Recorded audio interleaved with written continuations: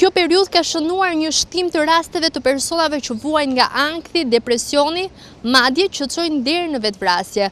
Në Poliklinikën Qendrore numër 3 çdo ditë paraqiten 5 raste të reja të personave që vuajnë nga ankthi.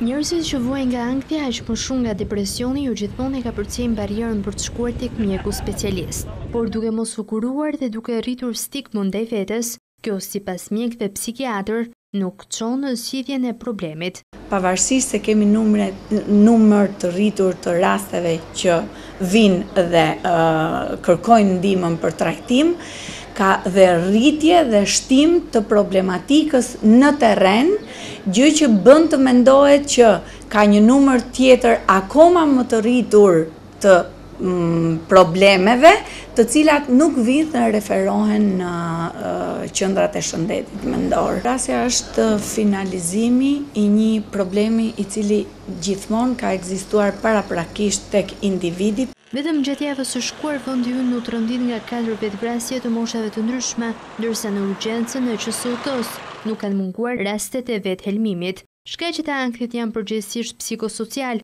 ku herë papunësia dhe herë stresi bëjnë që një individ të vuajë nga ky çrregullim. Ankthi është një gjendje e cila zakonisht na ndodh të gjithëve. Është pothuajse normal dhe na jep shtysa që ne të realizojmë objektivat tona, deri në një pikë kur pastaj bëhet patologjik dhe na pengon në funksionimin ton.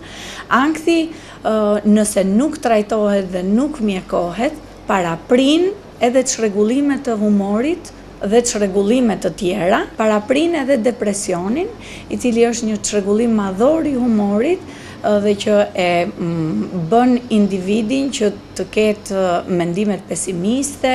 Më të ekspozuar ndaj ankthit janë të rinj si dhe grup mosha 40 deri në 50 vjeç. Mjekët psikiatër sugjerojnë për ta më shumë aktivitet sportiv dhe regjim të rregullt ushqimor.